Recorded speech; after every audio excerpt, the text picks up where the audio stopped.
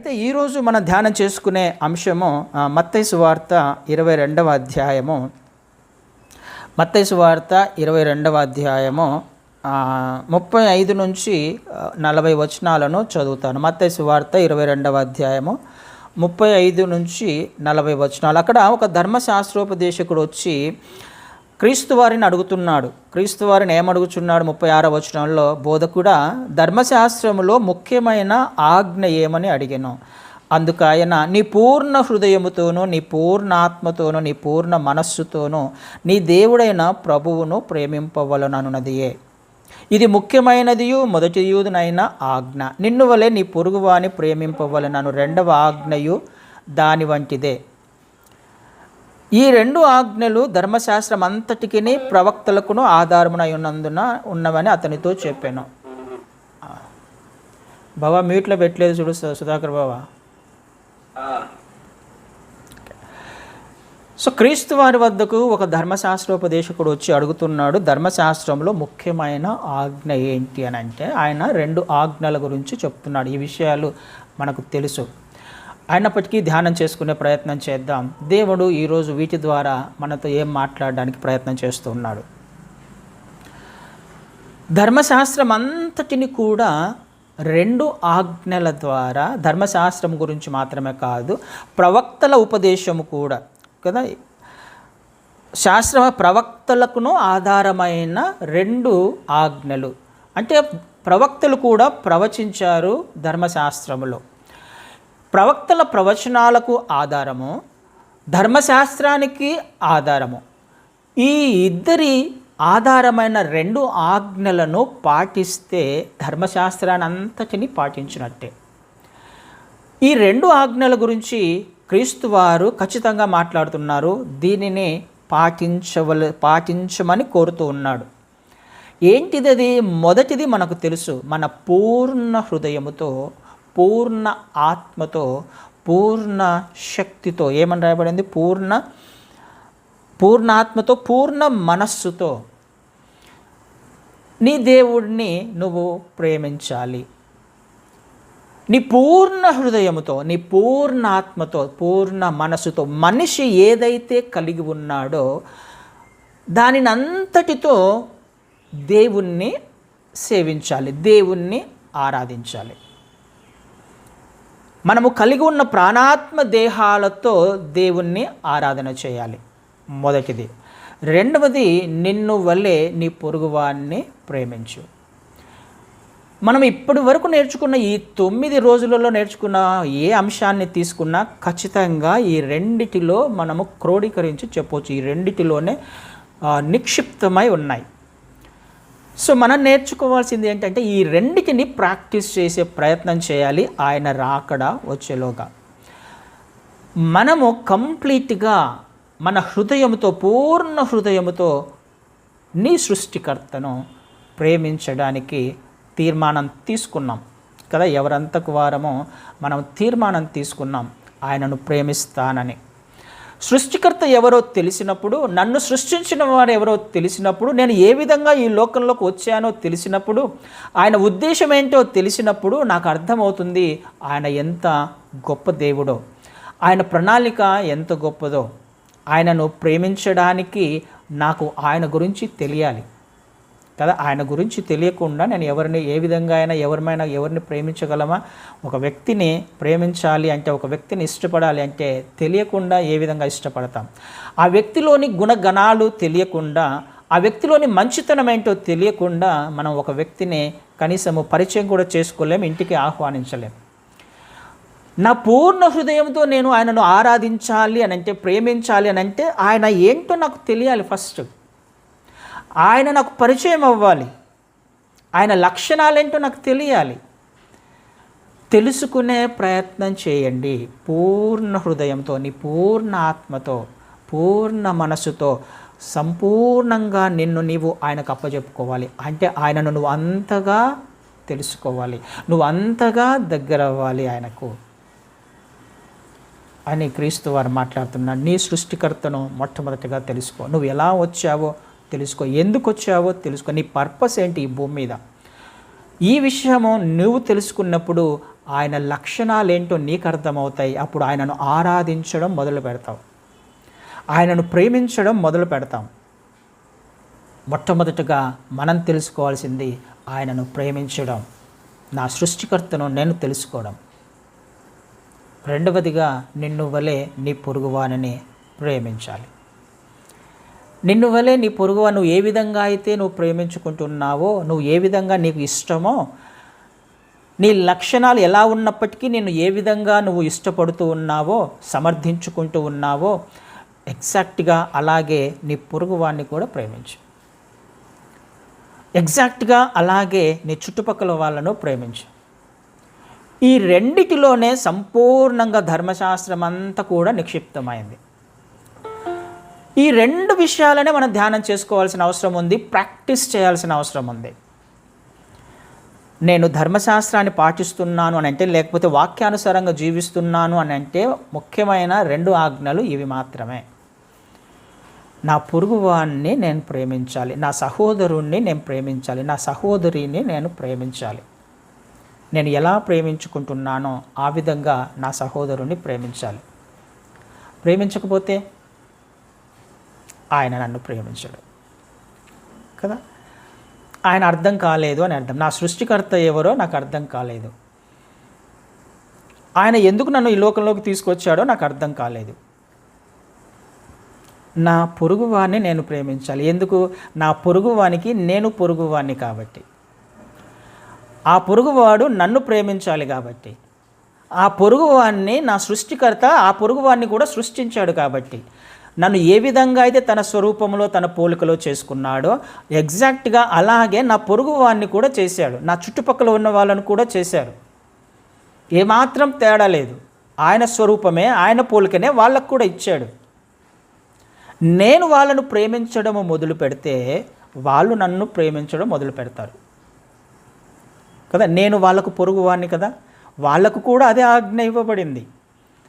వాళ్ళు నన్ను ప్రేమించడం మొదలు పెడతారు. నేను ప్రేమించడము మొదలు పెట్టకుండా, నేను ప్రేమించలేనప్పుడు వాళ్ళు నన్ను ఏ విధంగా ప్రేమిస్తారు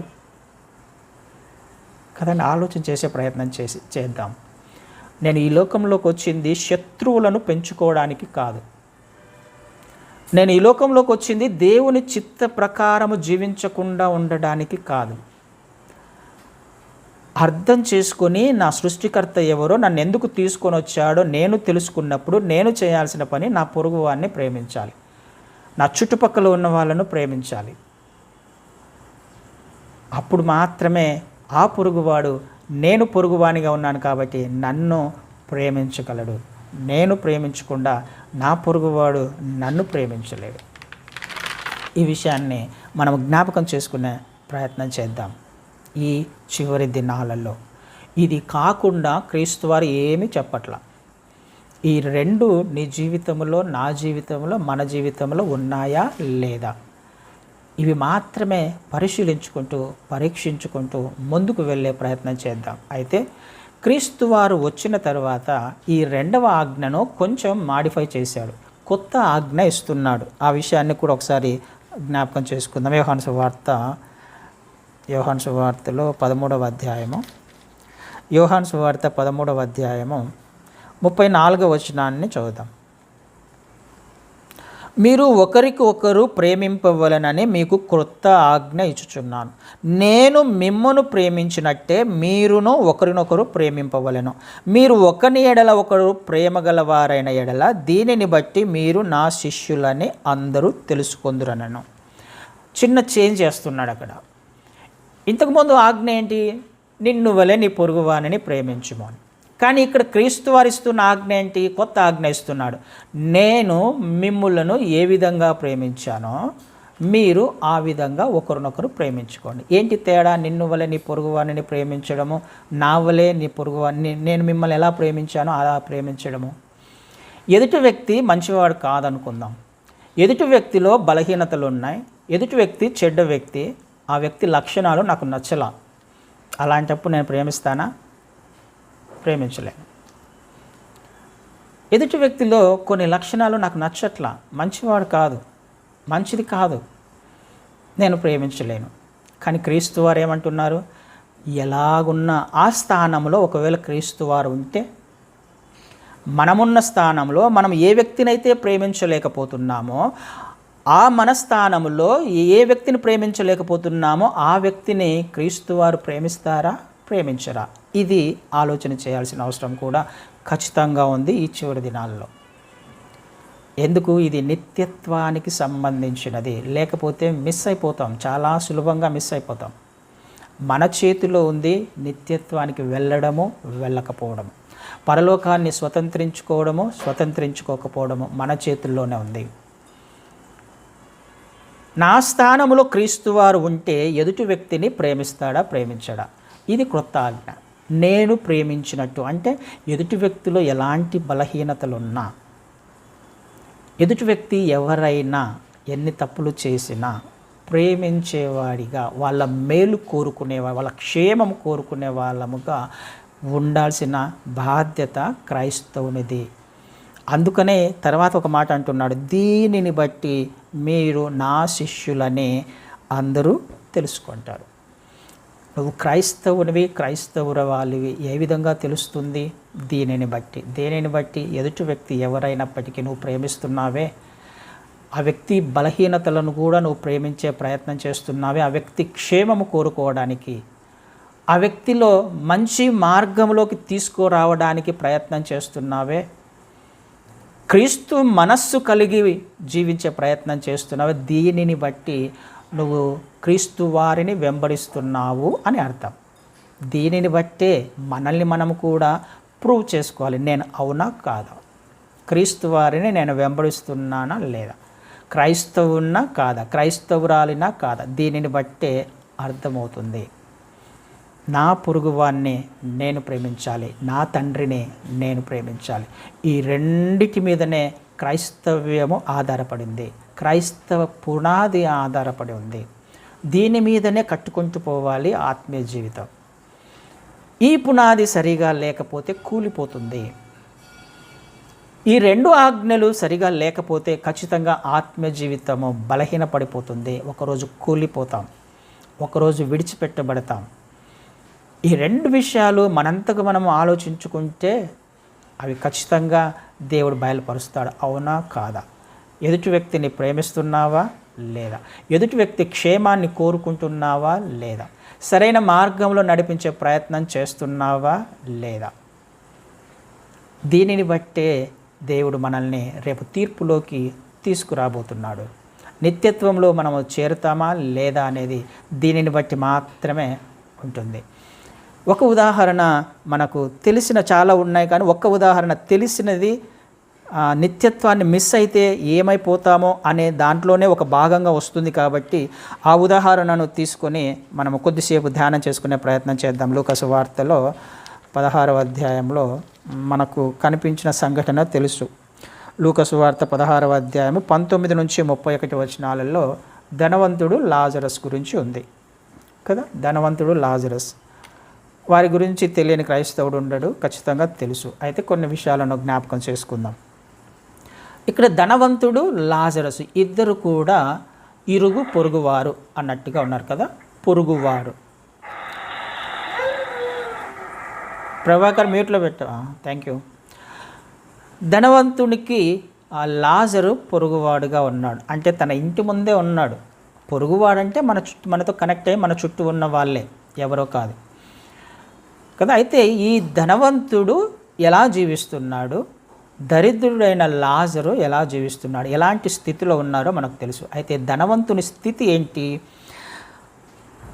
ప్రతిరోజు కూడా అతడు ఊదా రంగు బట్టలను సన్నపు నార వస్త్రములను ధరించుకొని ప్రతి దినము బహుగా సుఖపడుచుండువాడు. ప్రతి దినం సుఖపడుతున్నాడు, తనకున్నది హ్యాపీగా తింటున్నాడు, మంచి బట్టలు వేసుకుంటున్నాడు, తను సుఖపడుతున్నాడు. తను మంచి బట్టలు ధరించుకుంటూ తను సొసైటీలో మంచి స్థానాన్ని డబ్బును బట్టి, హోదాను బట్టి సంపాదించుకున్నాడు. అయితే తను చేస్తున్న పరిస్థితి ఏంటి, తను వెళ్తున్న పరిస్థితి ఏంటి? తనకు ధర్మశాస్త్రము తెలుసా, దేవుని అంటే అసలు వీళ్ళు క్రైస్తవులైనా? క్రైస్తవులే ఇద్దరు, వేరే వాళ్ళు కాదు, అన్యులు కాదు, క్రైస్తవులే ఇద్దరు, క్రైస్తవులే. క్రైస్తవుల గురించే రాయబడింది ఈ ఉదాహరణ. క్రైస్తవులను ఎలా చెప్తాం వీళ్ళిద్దరు క్రైస్తవులేని? లాజరస్ వెళ్ళి ఎక్కడున్నాడు? అబ్రహాం రొమ్మున ఆనుకొని ఉన్నాడు. అబ్రహాం దగ్గరికి వెళ్ళాడంటే లాజరస్ ఎవరు? క్రైస్తవుడేగా. ధనవంతుడు ఎక్కడికి వెళ్ళాడు? నరకానికి వెళ్ళాడు. అక్కడ తను మాట్లాడుతున్న మాట తండ్రి అయిన అబ్రహామా అని మాట్లాడుతున్నాడు కదా. ఎవరు తండ్రి అని అంటారు? అబ్రహాం ఏ విధంగా తండ్రి అవుతాడు? విశ్వాసులకు తండ్రి కదా. విశ్వాసులకు తండ్రి కాబట్టి, అంటే ఈ వ్యక్తి కూడా విశ్వాసే కాబట్టి ఇద్దరు విశ్వాసులే, ఇద్దరు క్రైస్తవులే. అయితే ఈ వ్యక్తికి ఏమర్థం కావట్లా? ధనవంతునికి ఏమర్థం కావట్లా? దేవుని 2 ఆజ్ఞలు అర్థం కావట్లా. ధర్మశాస్త్రము తెలియట్లా, దేవుడిచ్చిన ఆజ్ఞలు ఏంటో తెలియట్లా. తన పొరుగువాడు పక్కలోనే ఉన్నాడు, బయటనే ఉన్నాడు. తను తింటున్నది మిగిలిపోతుంది, అంటే తను తిన్నది కింద జారి పడుతూ ఉంటే వాటిని తీసుకొని లాజరస్ బ్రతికినట్టుగా చూస్తున్న ఆ వ్యక్తిని పట్టించుకొని వాడుగా ఉన్నాడు. తన పొరుగువారిని ప్రేమించని వాడుగా, తన పొరుగువారిని ఆదరించని వారిగా కదా ఉన్నట్టుగా మనకు కనపడుతుంది. తననేమో తను చాలా లగ్జరీగా బ్రతుకుతున్నాడు. లాజరేమో ఎలాంటి జీవితం జీవిస్తున్నాడు? దరిద్రతలో, శరీరం అంతా పుల్లతో నిండి ఉంది. తను చూస్తూ ఉన్నాడు, కానీ తను ఏ విధంగా బ్రతుకుతున్నాడు? కనీసము తనకు మిగిలిపోతుంది కదరా, వాడికి పోయి పెట్టండి అన్నా బాగుండేదేమో. దేవుడు కొద్దిగా కనికరించేవాడు. అలా పాడైపోయి కింద పనేది తీసుకొని పారేస్తుంటే ఆ పారేసిన దాంట్లో నుంచి ఈ వ్యక్తి తిని బ్రతుకుతున్నాడు. ఇచ్చేవాడుగా, కనీసం కొంచెమన్నా ఇచ్చేవాడుగా లేనట్టుగా కనిపిస్తుంది. ఇక్కడ ఉన్న ఈ భూమి మీద పరిస్థితి ఎలా ఉంది? చక్కగా లగ్జరీ లైఫ్ను అనుభవిస్తున్నాడు ధనవంతుడు, దరిద్రతను అనుభవిస్తున్నాడు లాజరు. కానీ ఇద్దరు చనిపోయారు. సీన్ రివర్స్ అయిపోయింది. అక్కడ ధనవంతుడు ఎక్కడున్నాడు? లాజరు ఎక్కడున్నాడు? లాజర్ ఇప్పుడు కంఫర్టబుల్ జోన్లో ఉన్నాడు, హ్యాపీగా ఉన్నాడు, సంతోషంగా ఉన్నాడు. ధనవంతుడు ఎక్కడున్నాడో మనకు తెలుసు. ఇరుగు పొరుగు వారిని ప్రేమించకపోతే, వారి క్షేమం కోరుకోకపోతే ఖచ్చితంగా దేవుడు మాట్లాడుతున్న మాటలు, నిత్యత్వాన్ని ఒకవేళ మనం మిస్ అయితే ఏ పరిస్థితిలోకి వెళ్తామో అనేది ఒక చక్కని ఉదాహరణ ఇది. దేవుని ఆజ్ఞలు 2. దేవుణ్ణి నేను ప్రేమిస్తూ ఉన్నప్పుడు నాకు నా సహోదరుడు ఎవరో తెలుస్తుంది, నా సహోదరుని ప్రేమించడం అంటే ఏంటో తెలుస్తుంది. ధనవంతుడు అలా లేడు. అందుకని అబ్రహాం కూడా మాట్లాడుతున్నాడు అక్కడ 25వ వచనంలో. అందుకు అబ్రహాము, కుమారుడా, నీవు నీ జీవిత కాలమందు నీకిష్టమైనట్టు సుఖం అనుభవించితివి, అలాగుననే లాజరు కష్టం అనుభవించినని జ్ఞాపకం చేసుకున్నాము. ఇప్పుడు ఇక్కడ నెమ్మది పొందుతున్నాడు. నీకు ఇష్టం వచ్చినట్టు జీవించావు, ధర్మశాస్త్రాన్ని విడిపించిపెట్టి, లేకపోతే ఆజ్ఞలను విడిచిపెట్టి, ఆజ్ఞలు జ్ఞాపకము రాకుండా నువ్వు జీవించావు. నీ సహోదరిని నువ్వు ప్రేమించకుండా జీవించావు, నీ సహోదరిని ప్రేమించకుండా జీవించావు, పొరుగువారి అంటే ఏంటో తెలియకుండా జీవించావు. నీ అంతకు నీవు సంతోషంగా జీవించావు. కానీ ఇప్పుడు పరిస్థితి, అలా జీవించిన వారి పరిస్థితి ఇలా ఉంది. కానీ లాజరు కష్టపడ్డాడు పాపం. కానీ కష్టపడ్డాడు, కానీ తన హృదయంలో మాత్రం ఆరాధన ఉంది కదా. తనను ద్వేషించలా, ధనవంతుని ద్వేషించినట్టుగా మనం చూడం, లేకపోతే ఆ స్థానానికి రాడుగా. అబ్రహాము రొమ్మున ఆనుకునే స్థాయికి వచ్చాడు అని అంటే ఎదుటి వ్యక్తిని ద్వేషించేవాడుగా ఉంటాడా? దూషించేవాడుగా ఉంటాడా? హృదయంలో దూషించేవాడుగా ఉంటాడా? హృదయంలో కోపము, ద్వేషం పెట్టుకునేవాడుగా ఉంటాడా? అలాంటప్పుడు అబ్రహాము రొమ్మున కాదు, తను కూడా ధనవంతుని స్థానంలో ఉండేవాడు. రొమ్మున ఆనుకున్నాడు అని అంటే తన హృదయాన్ని కూడా మనం ఆలోచన చేయాలి. ఆ స్థాయిలోకి వెళ్ళాడు అని అంటే తను ధనవంతుని ప్రేమించాడు, తను ఇచ్చినందుకు కృతజ్ఞతలు చెప్పుకున్నాడేమో, దానిని బట్టి కూడా ఆ వ్యక్తిని ఆశీర్వదించాడేమో, ప్రార్థన చేశాడేమో తన గురించి. అందుకనే ఆ స్థాయికి వెళ్ళాడు. అబ్రహాము రొమ్మున ఆనుకునే స్థితి. దేవుని ఆజ్ఞలను ఒక్కసారి జ్ఞాపకం చేసుకుందాం. మన నిత్యత్వానికి సంబంధించిన పరిస్థితి, ఆజ్ఞలు ఇవి. యుగయుగములు ఉండే దానితో మనం పోల్చుకున్నప్పుడు ఈ 70-80 సంవత్సరాల జీవితము, నిన్నటి దినాన నేర్చుకున్నాం, చాలా చులకనైనవి. ఈ 70-80 సంవత్సరాలలో మనం చేయాల్సిందంట ప్రేమించడము, క్షమించడము, ప్రేమించడము, క్షమించడం, అంతకంటే మించిందేం లేదు. సరి చేసుకుంటూ వెళ్ళడం. ఈ 2 ఆజ్ఞలు ఎంతో ప్రాముఖ్యమైనవి. కిందికి వచ్చినప్పుడు అట్లయితే ఒక మాట అంటాడు కదా, అయ్యా నేను ఇక్కడ వేదన పడుతున్నాను, లాజర్ని పంపించి ఒక చుక్క నీళ్ళు ఇవ్వమని అంటే ఇక్కడ ఉన్న వాళ్ళు అక్కడికి రాలేరు, అక్కడ ఉన్న వాళ్ళు ఇక్కడికి రాలేరు. సో ఒక్కసారి మనము ఈ భూమిని విడిచిపెట్టాము అని అంటే అక్కడ పరిస్థితులన్నీ మన కంట్రోల్లో ఉండవు, మన చేతిలో ఉండవు. సమయం ఉన్నంగానే ఏదైనా చేయాలి, సమయం ఉన్నంగానే సరి చేసుకోవాలి, సమయం ఉన్నంగానే మన చేతిలో ఏదైనా మనము చేయడానికి అవకాశం ఉంది.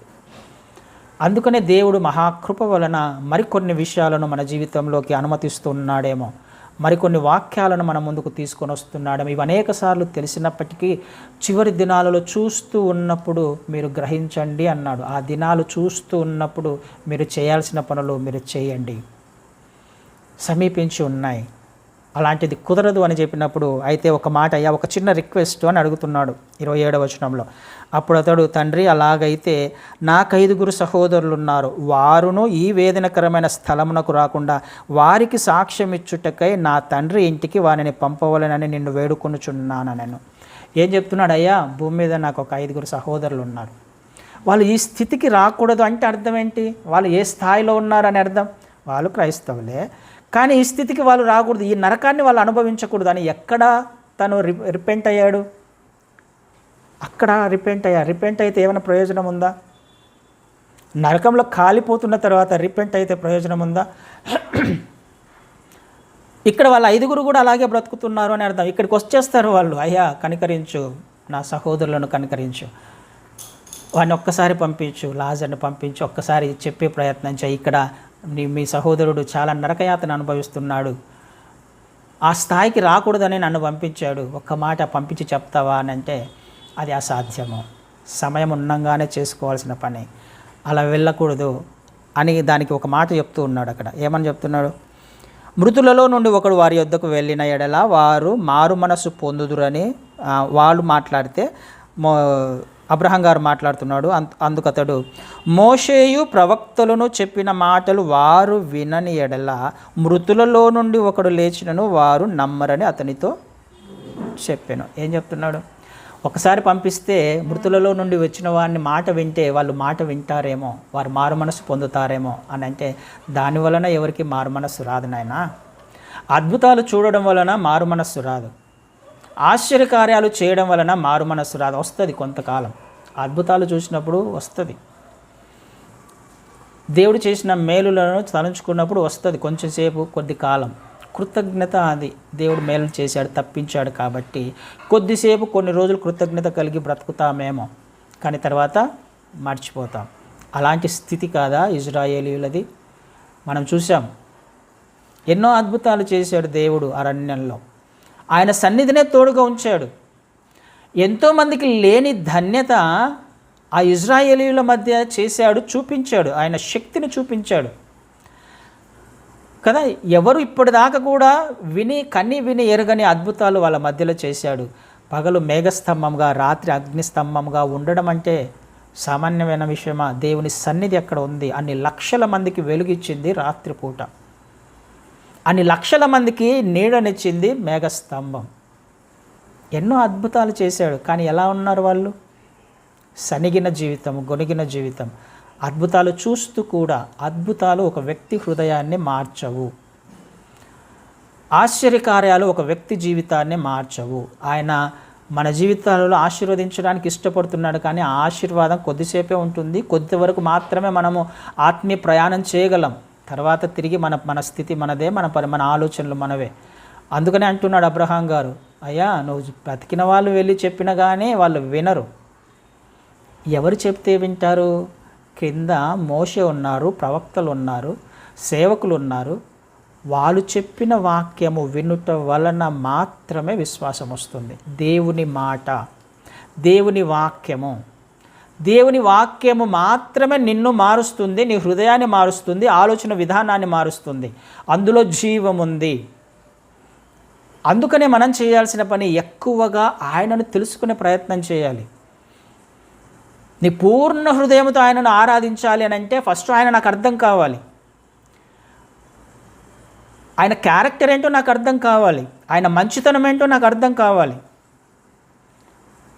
వాక్యము మాత్రమే నిన్ను, నన్ను, మనల్ని మారుస్తుంది, నడిపిస్తుంది నిత్యత్వానికి. ఆలోచన చేసే ప్రయత్నం చేద్దాం. ఇవి సత్యమైన మాటలు, బైబిల్లో రాయించినవి. సున్నా అయినా పొల్లు అయినా తప్పిపోదు.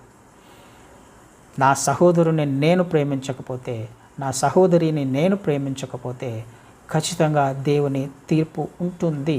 నిత్యత్వాన్ని మనం మిస్ చేసుకునే అవకాశం ఉంది. వేదనకరమైన పరిస్థితులలోకి వెళ్ళే అవకాశం ఉంది. ఒకసారి ఆలోచన చేసే ప్రయత్నం చేద్దాం.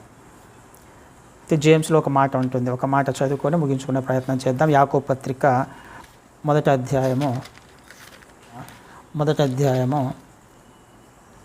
19వ వచనము. నా ప్రియ సహోదరులారా, మీరు సంగతి ఎరుగుదురు కనుక ప్రతి మనుష్యుడు వినుటకు వేగిరపడువాడును, మాటలాడుటకు నిదానించువాడును, కోపించుటకు నిదానించువాడునై ఉండవలను. ఎందుకనగా నరుని కోపము దేవుని నీతిని నెరవేర్చదు. అందుచేత సమస్త కల్మషమును విర్రవీగుచున్న దుష్టత్వమును మాని లోపల నాటబడి మీ ఆత్మలను రక్షించుటకు శక్తిగల వాక్యమును సాత్వికముతో అంగీకరించుము.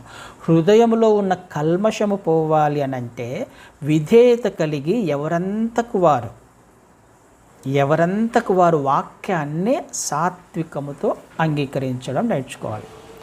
దేవుడు మాట్లాడుతున్నప్పుడు లేకపోతే వాక్యము చదువుతూ ఉన్నప్పుడు ఎవరంతకు వారు ఈ వాక్యము ఎదుటివాడికి అని ఆలోచన చేయకూడదు. వాళ్ళ కోసము వీళ్ళ కోసం అని ఆలోచన చేయకూడదు. సంఘంలో వాక్యం వింటూ ఉన్నప్పుడు వాళ్ళకైతే సరిగా కరెక్ట్గా సూట్ అవుతుంది అనుకుంటూ ఉంటాం, మనకు కాదు అనుకుంటుంటాం ఆ వాక్యం. కానీ వాళ్ళకు అని అనుకున్నప్పుడే మన స్థితి ఏంటో మనకు అర్థమైపోతుంది. ఈ వాక్యం నాది కాదు అని అనుకున్నప్పుడే మన ఆత్మీయత ఏంటో అర్థమవుతుంది. మనం వెళ్ళినప్పుడు చేయాల్సిన పని ఇది సాత్వికముతో అంగీకరించి సరి చేసుకోవాల్సిన అవసరం ఎవరంతకు వారు చేస్తేనే కదా. ఎవరంతకు వారు చేసే ప్రయత్నం చేస్తే కేవలం వినడం మాత్రమే కాదు, వినడానికి వేగిరపడి క్రియలలో చూపించాలి. వాక్యానుసారంగా వినువారు మాత్రమే ఉండి మిమ్మల్ని మీరు మోసపరుచుకోకండి అంటున్నాడు 22వ వచనంలో. కేవలం వింటున్నాము అని అంటే మనం మోసంలో ఉన్నాము అని వాక్యం కూడా స్పష్టంగా సెలవిస్తుంది.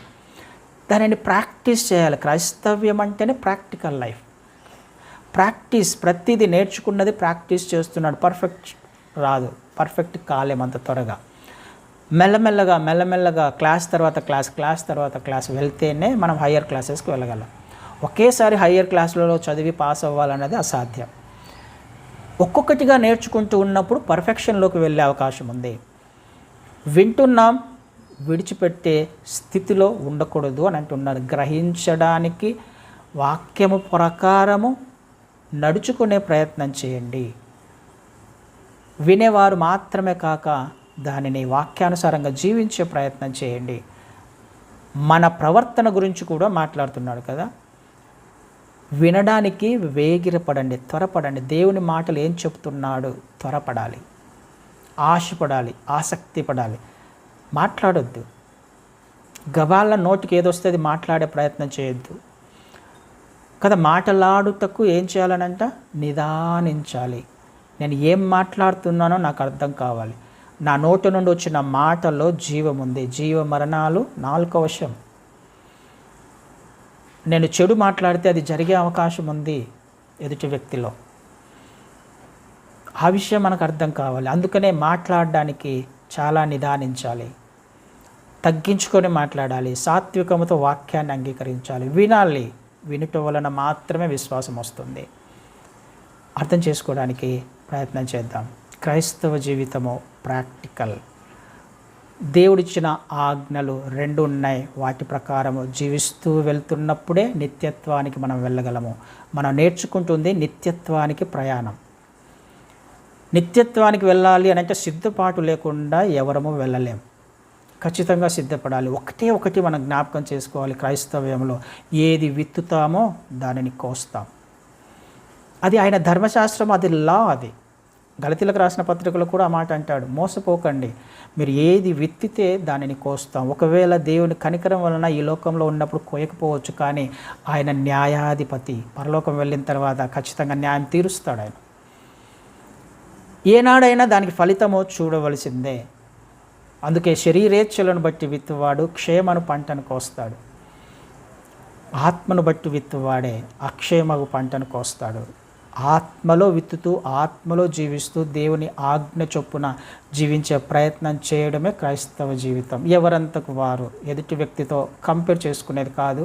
ఒకరి ప్రయాణం, ఒకరి పరుగు పందెం కదా. పరుగు పందెంలో ఉన్నాము అని చెప్పేసి మనం నిన్న దినాన్ని నేర్చుకున్నాం. పరుగు పందెంలో ఉన్నాము అని అంటే ఎదుటి వ్యక్తి వాడిని చూసుకుంటూ నేను పరిగెడతానా? నా పరుగు నేను పరిగెడతానా? నాకు ఇవ్వబడిన గోల్ ఏంటో నాకు తెలుసు. నేను ఎంతవరకు పరిగెత్తాలో, ఏ స్పీడ్లో పరిగెత్తగలనో నాకు తెలుసు. దానిని నేను ఆచరించే ప్రయత్నం చేయాలి. నా ట్రాక్లో నేను ఉండాలి. ఎదుటివాడి ట్రాక్లోకి వెళ్ళకూడదు, ఎదుటివాడు నా ట్రాక్లోకి రాకూడదు కదా. ఒకే ట్రాక్, నాకు ఇవ్వబడిన నా ట్రాక్లో నేను పరిగెత్తే ప్రయత్నం చేయాలి. ఎవరంతకు వారము క్రీస్తును అంగీకరించిన క్షణము నుంచి మనకు ఒక ట్రాక్ ఇవ్వబడింది. మరి కూర్చుంటున్నామా, పడుకుంటున్నామా, ఏ స్థాయిలో ఉన్నామో మనకు తెలుసు. పరిగెడుతున్నామా? ఇదొక పరుగు పందెం, పరిగెత్తాలి. వాళ్ళను వీళ్ళను చూసుకుంటూ వెనక్కి తిరిగి చూసుకుంటూ పరిగెత్తలేం, ఆగిపోతాం, పడిపోతాం. వాళ్ళు పరిగెడుతున్నారా లేదా అని వాళ్ళని చూసుకుంటూ మన గోల్ని మనం రీచ్ అవ్వలేము. ఎవరంతకు వారు పరిగెత్తాల్సిన పరుగు పందెం ఇది. క్రైస్తవ జీవితము ఎవరి రక్షణ వారిదే. ఎవరి రక్షణ వారు కొనసాగించాలి. ఎవరో చూస్తున్నారని కాదు, ఎవరు ముందు ఉన్నా లేకపోయినా దేవుడు చూస్తున్నాడు, తండ్రి చూస్తున్నాడు. ఈ విషయాన్ని మనం ఈ 10 రోజులలో మనం నేర్చుకుంటున్న విషయం. నిత్యత్వానికి సంబంధించింది క్రైస్తవ జీవితం.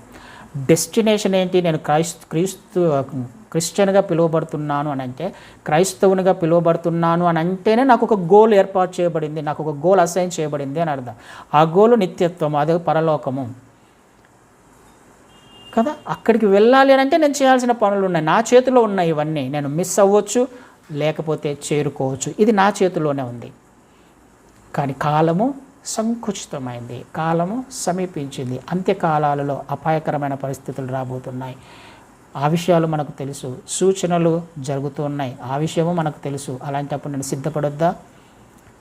సిద్ధపడాలి. నాలో ఉన్న ఈ కల్మషాన్ని తీసివేసుకోవాలి. వినయముతో, విధేయతతో ఆయన మాటకు లోబడాలి. వినడం మాత్రమే కాదు, విశ్వాసములో బలపడుతూ వాక్యానుసారంగా జీవించే ప్రయత్నం ఒక్కొక్క అడుగు ముందుకు వేసుకుంటూ వెళ్తేనే ఆయన వచ్చే లోపల కనీసం పరిగెత్తే స్థాయికి వెళ్తాను. ఫస్ట్ అడుగులన్నా వేసే ప్రయత్నం చేయాలి. అడుగులు వేయడం నేర్చుకుంటే మెల్లమెల్లగా పరిగెత్తే ప్రయత్నం చేయాలి. అప్పుడు మాత్రమే మనం రీచ్ అవ్వగలము. ఆలోచన చేసే ప్రయత్నం చేద్దాం. ఈ 10 రోజులలో నేర్చుకున్నది ఒకవేళ మీరు రాసుకున్నారా, జ్ఞాపకం ఉందా, లేకపోతే నేను పంపిస్తున్నాను. ఈ విషయాలు తెలియనివి ఏం కాదు, మీకు తెలుసు. కానీ నిత్యత్వానికి వెళ్ళడానికి మాత్రము మనం ఎవరంతకు వారము సిద్ధపడాలి. సిద్ధపడకపోతే మిస్ అయిపోతాం. మిస్ అయిపోయామంటే భయంకరమైన పరిస్థితి. ఈ వ్యక్తి ఉన్నట్టుగా, ధనవంతుడు ఉన్నట్టుగా వేదన పడుతున్నాడు, నరక యాతన అనుభవిస్తున్నాడు. అయ్యా నేను తట్టుకోలేకపోతున్నాను. ఒక్కసారి కనీసం ఒక్క డ్రాప్, దాని ఆత్మీయ పాఠం తర్వాత అది వేరేది. ఒక్క డ్రాప్ అన్నా నేను చల్లారాలి, నేను తట్టుకోలేకపోతున్నాను. అది పరిస్థితి. మిస్ అవ్వకుండా ఉండడానికే దేవుడు మన ముందుకు కొన్ని లేఖనాలను తీసుకొని వస్తున్నాడు. ఆలోచన చేసే ప్రయత్నం చేద్దాం, సిద్ధపడదాం.